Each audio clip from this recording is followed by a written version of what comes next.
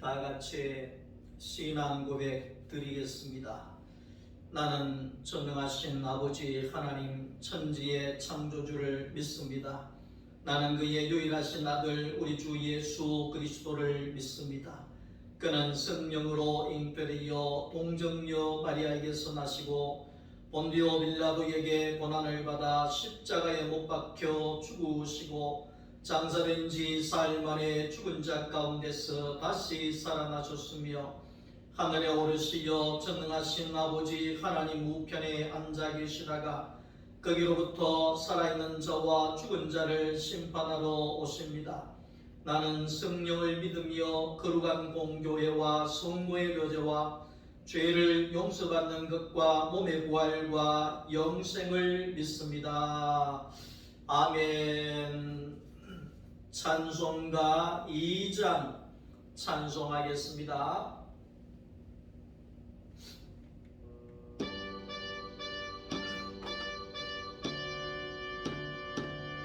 찬양 송구 송자 송요 삼위일체 신께 영원 무궁하게까지 영광을 돌리세 영광을 돌리세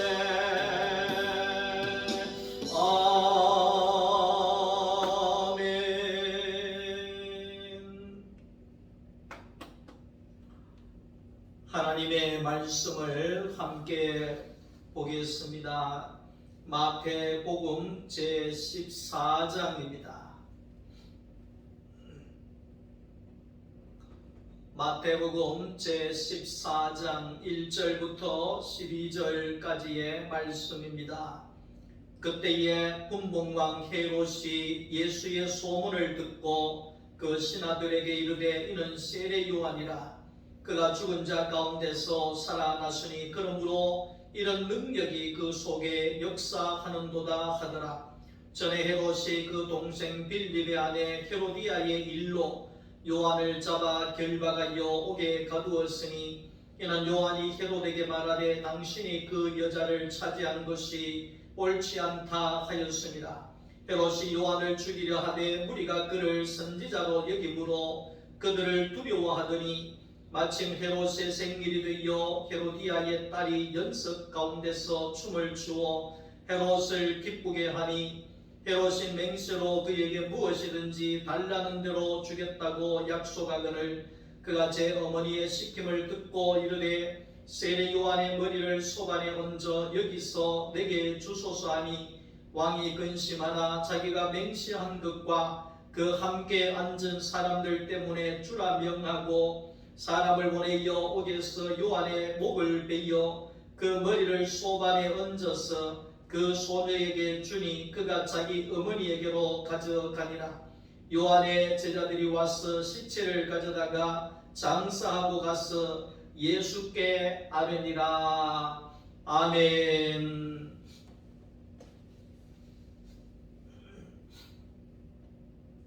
할렐루야. 오늘도 하나님의 은혜와 하나님의 축복이 여러분들의 가정 위에 넘쳐날 수 있기를 주님의 이름으로 축복합니다.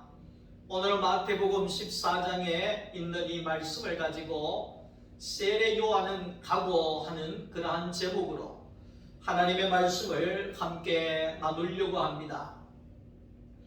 천국이라고 하는 것은 감추어진 비밀이라고 했습니다. 그 말은 아무나 볼 수 있는 것이 아니라는 것입니다. 특히 세상 사람들이 볼 수 있는 것이 아니라는 것입니다. 세상 사람들이 경험할 수 있는 것도 아니라는 것입니다.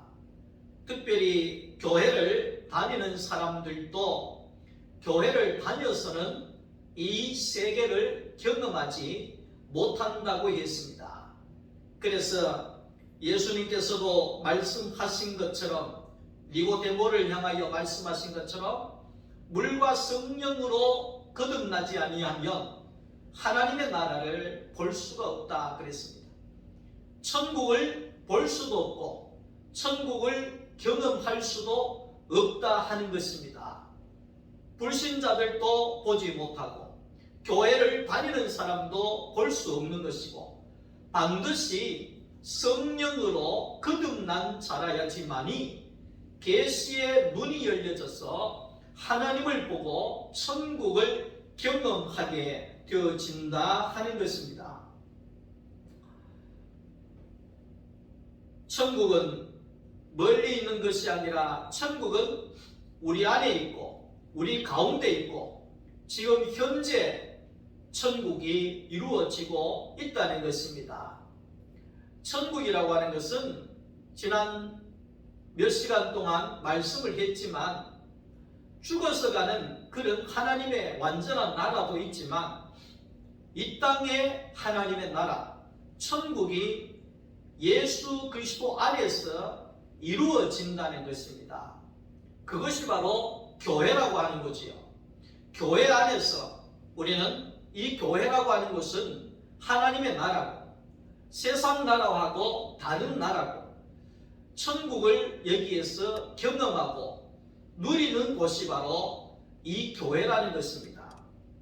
세례 요한의 출현은 우리가 잘 알다시피 광야에서 외치는 자의 소리다 이렇게 이야기를 합니다.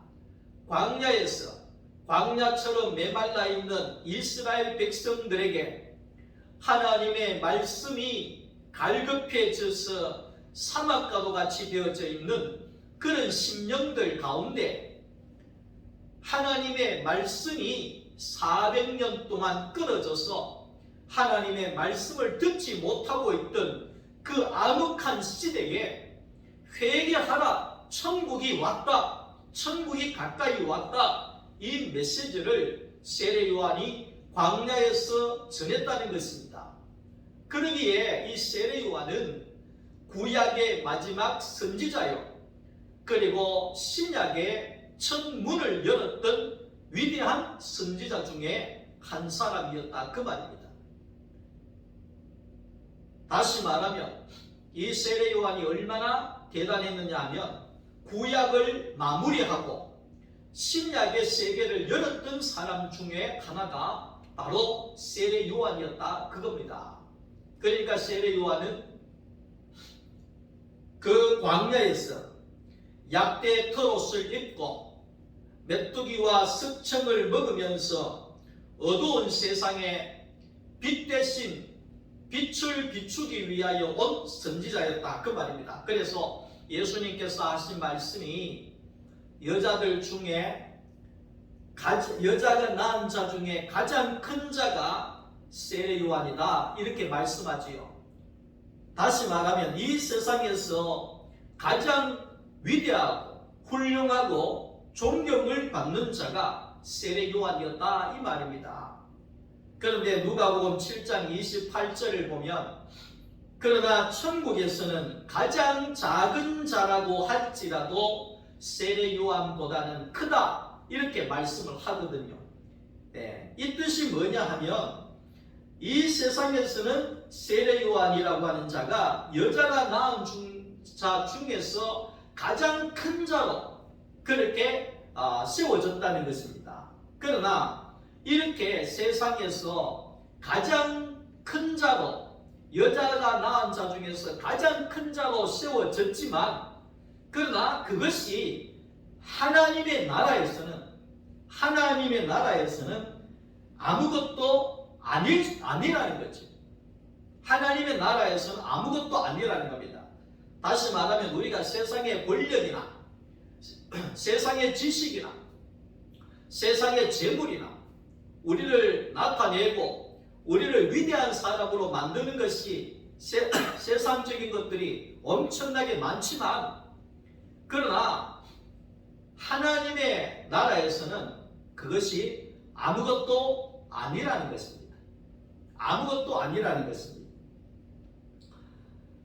복음은 하나님의 나라를 증거하는 것이고 빛이신 예수를 증거하는 것이 바로 복음입니다.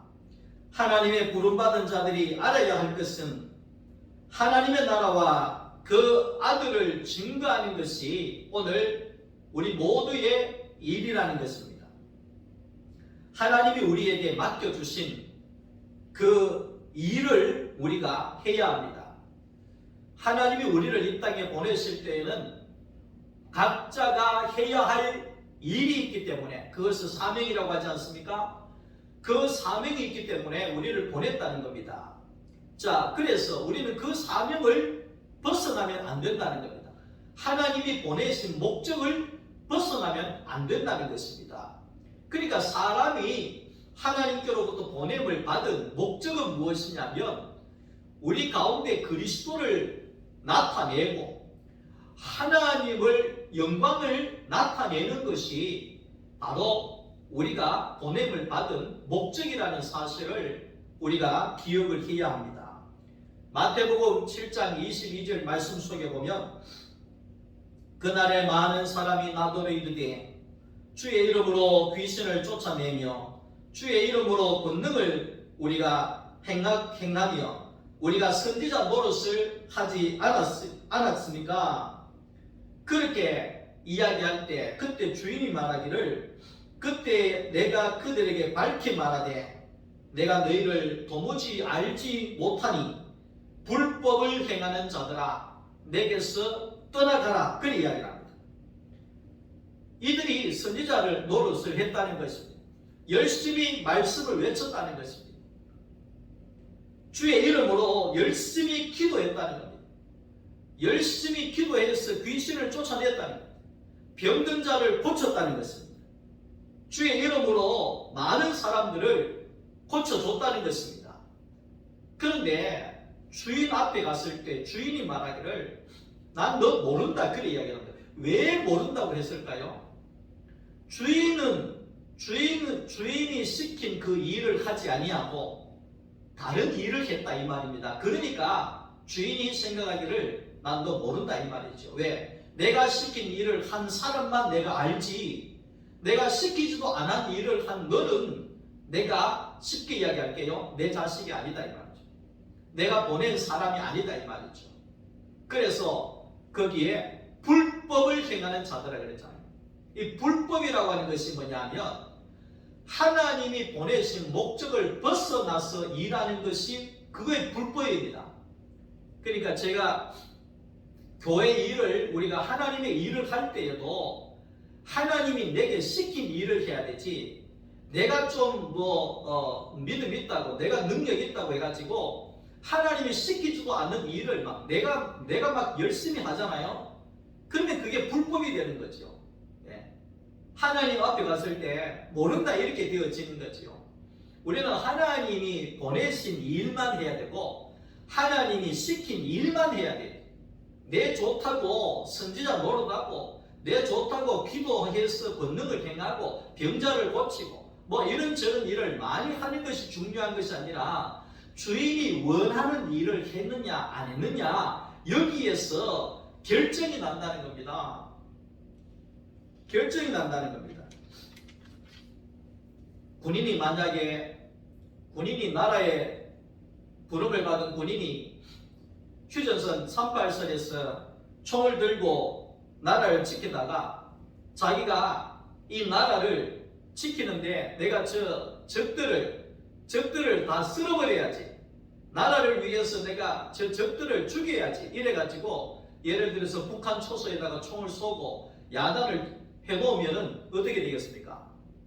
그것은 나라를 위하는 것이 아니라 나라를 위험에 처하게 되는 일입니다. 왜?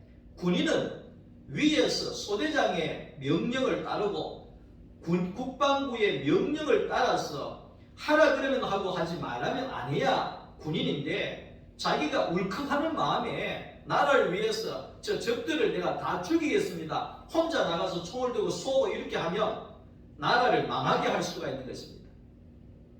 하나님의 일도 마찬가지입니다.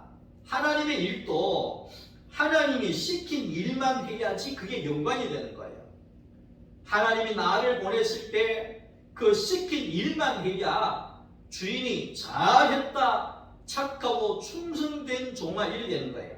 그런데 하나님이 시키지도 않는 일을 내가 막 열심히 한다고 해가지고 그럴 때에는 불법을 행하는 자들아 내게서 떠나가라 이렇게 되어진다는 것이거든요. 세례 요한은 주의 길을 예비하고 예수님의 길을 평탄케 하는 것이 세례 요한의 일이었다는 것입니다. 회개하라 천국이 가까이 왔느니라. 너희가 회개하고 하나님의 아들 그리스도 예수를 영접할 준비를 해라. 예수가 왔다. 천국이 이 땅에 왔다. 이것을 증거하고 그 길을 예비하는 것이 세례 요한의 일이었고 하나님이 세례 요한을 보낼 때에 그 사명이었다 이 말이죠. 그런데 이 세례 요한은 알다시피 능력이 대단한 사람이었습니다. 얼마나 능력이 대단했느냐면 세례 요한이 죽었지 않습니까? 그런데 세례 요한이 죽었을 때 그 다음에 예수님께서 광야에서 예수님께서 복음을 증거하셨습니다. 하나님의 나라를 증거했습니다. 그럴 때에 헤롯 왕이 말하기를 저 사람은 그러니까 예수는 세례 요한이 다시 살아난 사람이다 이렇게 할 정도로 세례 요한은 능력이 대단한 사람이었습니다. 그래서 많은 사람들이 선지자로 여기고 많은 사람들이 세례 요한을 따라다녔다는 겁니다. 그러니까 군중이 됐다. 군중이 됐다는 말은 뭡니까? 따르는 무리가 엄청나게 많았다는 것입니다. 그래서 헤롯 왕이라고 할지라도 세례 요한을 함부로 건드릴 수 없는 그런 위치에 있었던 사람이 세례 요한이었다 이 말이죠.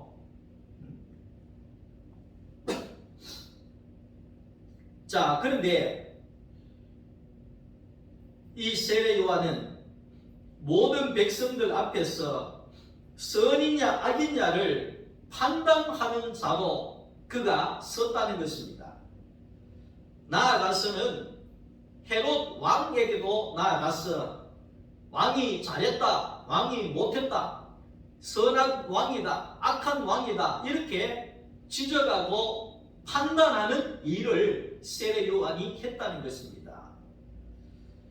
자, 우리가 잘 알듯이 선악에 판단하는 사람은 의인이냐 죄인이냐 선하냐 악하냐 잘했나 못했나 이거를 판단하고 비판하는 사람은 더 큰 비판과 더 큰 판단과 더 큰 분쟁을 일으킬 수밖에 없다는 사실을 우리가 알아야 합니다. 우리가 알아야 합니다. 헤롯 왕이 왕으로 있으니까 자기 하고 싶은 대로 하잖아요. 자기 동생의 아내를 빼앗아서 자기 아내로 삼아버렸습니다. 세례 요한이 가만히 있질 않았습니다. 나가서 이야기를 합니다. 왕이 잘못되었다. 헤로디아에게도 가서 이야기를 합니다. 네가 남편을 버리고 딴 남자와 사는 것이 잘못된 것이다. 이렇게 잘못을 지적하고 판단하기를 시작했습니다. 자, 그렇게 선악의 판단을 내려놓으니까 결국 이 헤롯 왕도 마찬가지입니다. 헤롯 왕에게 나가서 당신이 동생의 아내를 다시 말하면 제수씨를 내 여자로 맞아들이는 것이 옳은 일인 줄 아십니까? 잘한 일인 줄 아십니까? 왕으로서 어떻게 그런 일을 합니까? 왜 어떻게 동생의 여자를 뺐습니까? 이런 식으로 지적을 합니다. 그리고 헤로디아에게는 가서 이야기를 합니다. 당신이 남편이 있는데 그 남편을 버릴 수가 있느냐? 남편을 버리고 돈 많은 남편을 잡았느냐? 권력 많은 남자를 남편의 형을 잡았느냐? 이런 식으로 외치기를 시작하고 지적하기를 시작했습니다. 자, 그럴 때에 이 헤로디아가 마음에 분을 품고 언젠가는 이 수치를 갚을 것이다. 이렇게 해서 결국은 헤로디아의 딸이 춤을 추고 헤롯 왕이 무슨 일이든지 구하면 내가 다 끊어줄게 했을 때 헤로디아가 세례 요한, 저놈의 세례 요한의 목을 잘라가지고 그것도 손 안에 담아서 내한테 갖고 오게 해달라고 해라 이렇게 해서 세례 요한은 그 한 여자의 원한 가운데서 목이 잘려졌어. 예? 손 안에 담아서 그 한 여자에게 바쳐지는 그런 죽음을, 비참한 죽음을 맞이했던 사람이 바로 세례 요한이었다는 겁니다. 너무나도 허무하게 죽었던 자가 바로 세례 요한이었습니다. 하나님이 세례 요한을 보냈을 때에는 여자에게 목이 잘려서 여자와 싸워서 목이 잘려서 죽도록 하나님이 보내신 것은 아닐 것입니다. 왕에게 선이냐 악이냐를 지적하면서 왕과의 전쟁을 선포하고 왕의 잘못을 지적하고 왕의 잘못을 비판하고 그렇게 하기 위하여서 하나님이 보내신 것은 아닐 것입니다. 세례 요한의 사명은 하나님의 나라를 증거하고 하나님의 아들 그 예수 그리스도를 증거하는 이 일만 해야 하는 것이 세례 요한의 사명이었다는 것입니다. 그런데 이 세례 요한은 선악의 비판과 판단과 지적을 하다가 결국은 한 여자의 원한으로 인하여서 목이 잘려지는 웃음거리가 되는 그런 죽음을, 허무한 죽음으로 결론을 맞이했다는 것입니다. 오늘날 교회도 마찬가지입니다. 우리는 세상과 싸우려고 이 땅에 보냄을 받은 것이 아닙니다. 정치와 싸우려고 우리가 하나님께로부터 보냄을 받은 것이 아닙니다. 뭐가 선이고 뭐가 악인지 분별하고 판단하라고 교회가 세워져 있는 것이 아닙니다. 교회가 세워지고 오늘 우리가 하나님께로 부름을 받은 것은 하나님의 아들 예수를 증거하라고 보냄을 받았다는 것입니다. 빛이 되시고 소망이 되시는 예수 그리스도, 생명이 되시는 예수 그리스도, 십자가에 죽고 부활하신 예수 그리스도, 영원한 생명이 되신 예수만을 증거하도록 교회가 세워져 있고 교회의 성도들에게 하나님이 사명을 부여하고 있다는 것입니다. 교회는 예수만 증거하는 자리입니다. 성도는 예수만 드러내는 자리입니다. 예수의 영광만을 드러내는 것이 바로 오늘 우리의 해야 할 일이라는 것입니다. 하나님의 말씀이 흘러나오고 예수의 몸을 먹고 마시는 생명의 말씀이 넘쳐나고 날마다 생명의 말씀으로 하나님을 드러내고 예수를 드러내는 그 일이 바로 교회가 해야 될 일이고 세례 요한이 해야 될 일이고 오늘 저와 여러분들이 해야 할 일이라는 것입니다.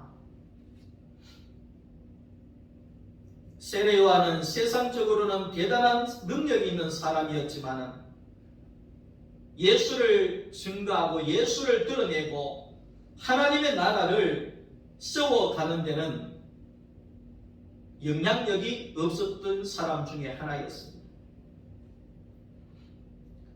사탄은 우리에게 선악의 판단을 내리는 선악과를 우리에게 먹임으로 인하여서 이 선악과로 인하여서 교회가 분쟁하고 싸우는 교회가 많이 있습니다. 이 선악과로 인하여서 교인들이 날마다 선이냐 악이냐를 가지고 비판하고 손가락질하고 지적하고 분열하고 싸우고 전쟁하는 이런 일들이 많이 일어나고 있다는 것입니다. 이것은 사탄의 함정입니다. 사랑하는 성도 여러분, 선악과를 먹고 판단하는 이 사탄의 함정에서 모두 우리 빠져나올 수 있기를 주님의 이름으로 축원합니다. 우리는 선악으로 세상과 싸우고 선악으로 사람을 비판하고 선악으로 정죄하고 의인이냐 죄인이냐 그것을 판단하는 자가 아니라 우리가 할 일은 하나님의 아들 예수, 오직 예수, 생명이신 예수, 그 예수를 말씀으로 드러내고 우리의 인격으로 그 예수를 나타내고 생명이신 예수를 증거하는 것이 오늘 우리가 해야 할 일이라는 겁니다. 자, 하나님은 오늘 또 예수를 증거하고 하나님의 나라를 세울 특별한 사람을 찾고 있고 부르고 있습니다. 그것이 누구냐는 것입니다. 하나님의 은혜로 살기를 원하는 자를 하나님은 찾고 있습니다. 하나님의 은혜로 성령으로 거듭난 사람이라야지만이 예수를 증거하고 하나님의 나라를 세워갈 수가 있다는 것입니다. 그래서 하나님은 아브라함을 불러서 아브라함으로 바꾸시고 야곱을 부르셔서 이스라엘로 바꾸시고 40세의 모세를 40년 훈련하셔서 80세에 완전히 하나님의 종된 사람으로 하나님이 만드셨고 게바를 부르셔서 베드로라고 하는 사람으로 바꾸시고 사울을 불러서 바울이라고 하는 사람으로 재창조되어져서 십자가에서 사울이 죽고 부활한 바울로서의 삶이 되어질 때 바울은, 베드로는, 모세는, 이스라엘은, 아브라함은 오직 예수를 증거하고 하나님의 나라를 세우는 그 일을 하게 되어졌다 하는 것입니다.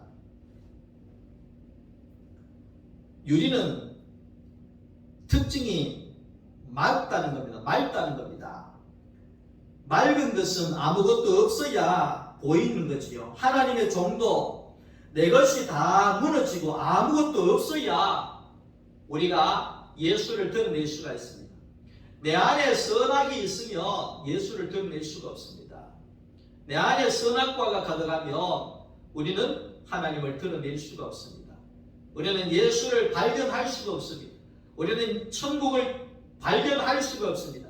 계시의 눈이 뜨여지기 위하여서는 선악과에서 완전히 우리가 끝나고 이제는 생명의 세계로 완전히 바뀌어져야지만이 계시의 눈이 열려지게 되어지는 것입니다.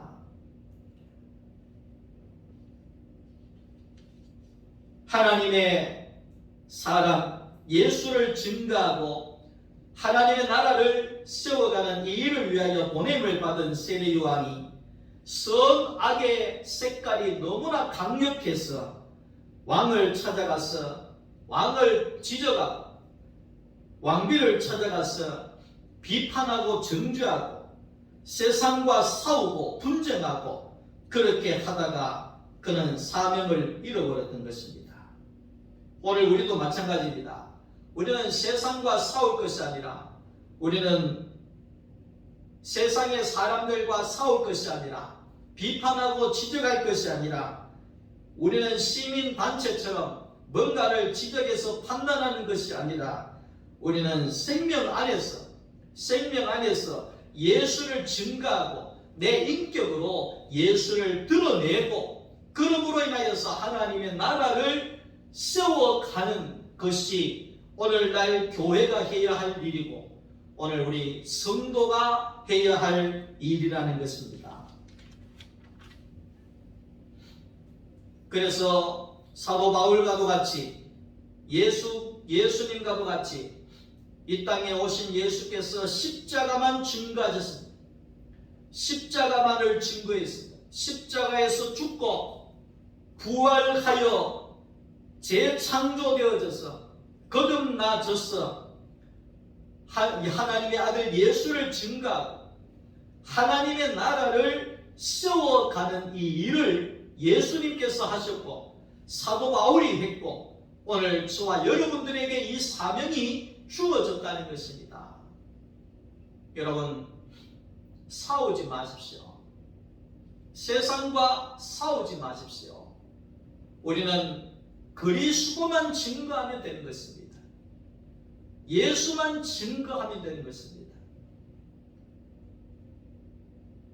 하나님의 나라를 세워가면 되는 것입니다. 하나님의 나라 안에, 하나님의 나라 안에 우리가 살아가야 하는 것입니다. 우리는 하나님의 나라만을 나타내는 하나님의 종이 되어져야 합니다. 종이라고 하는 것은 시킨 대로 하는 것이 종이지 않습니까? 그러니까 교회는 하나님이 시킨 대로 시킨 것만 하는 것입니다. 아, 내가 막 저 사람하고 싸워야지. 이것이 아닙니다. 이것이 아닙니다. 제가 이번 주간에 유럽의 종교개혁 시기에 30년 종교 전쟁이 일어났던 신교와 구교의 싸움을 본 적이 있습니다. 그러니까 구교인 로마 가톨릭 교회도 신교인 프로테스탄트 개신교회를 향하여서 하나님의 이름으로 너희를 죽인다. 그래서 죽였죠. 개신교회도 마찬가지입니다. 하나님의 이름으로 가톨릭 교회를 죽인다. 그래 가톨릭 교회를 죽이지 않습니까? 수천만만의 사람들이 죽어나갔습니다. 그러면서 그들이 이야기하기를 하나님은 우리 편이다. 내가 하나님 편이다. 하나님 내 편이다. 예? 저 구교를 죽이는 것이 하나님 뜻이다. 개신교를 죽이는 것이 하나님 뜻이다. 그러면서 자기 마음대로 했잖아요. 그래서 얼마나 많은 사람들이 죽어나갔습니까? 하나님이 과연 그렇게 시켰을까요? 하나님이 시킨 것이 아닙니다. 모두가 종교를 정치적으로 이용해서 자기가 높아지기 위하여서 하나님을 속인 행위일 수밖에 없는 것입니다. 우리도 마찬가지입니다. 오늘 우리도 정신 번쩍 차려야 됩니다. 우리는 하나님이 시키는 것만 해야 합니다. 하나님이 시킨 것은 뭡니까? 땅끝까지 이르러서 예수의 증인되는 일만 하면 되는 것입니다. 예수에게만 소망을 가지고 살면 되는 것. 교회 안에서만 살면 되는 것입니다. 하나님의 나라에서만 살면 되는 것입니다. 그것이 바로 오늘 우리 하나님이 우리에게 주신 온전한 일입니다. 이 일 외에 다른 것을 하면 불법이 되는 것입니다. 불법이 되는 것입니다. 세례요한은 따르는 군중들이 많아서 왕이 세례요한을 죽일 때 눈치 보고 조용하게 죽일 정도로 두려워했던 일이었습니다. 그러나 예수는 죽일 때 너무 하찮게 죽여버립니다. 마음껏 십자가에 못 박고 마음껏 두들기고 마음껏 고난당하게 하고 이리 끌고 가고 저리 끌고 가고 빌라도가 끌고 갔다가 헤롯이 끌고 갔다가 네가 죽이세요. 내가 죽일까요? 이러면서 장난까지 하면서 그렇게 해도 예수님의 제자들까지도 다 도망을 가버리고 아무도 예수를 따르지 않았다는 것입니다. 그 말은 뭐겠습니까? 예수는 세상의 나라와 완전히 다른 하나님의 나라를 사신 분이라는 겁니다. 왜? 세상 사람들이 아무도 안 따라갔잖아요. 심지어 12명의 제자들도 다 세상으로 다 가버리고 예수를 안 따라갔잖아요. 그 말은 예수의 나라는 완전히 다른 세계, 이 세상하고는 완전히 다른 세계라는 것을 말하고 있는 것입니다. 말씀을 정리하겠습니다. 하나님의 말씀의 소리를 듣지 못하는 것이 우리의 인생의 저주입니다.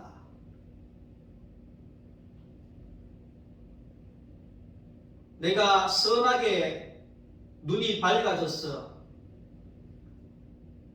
생명의 말씀이 보여지지 아니하는 것이 저주입니다.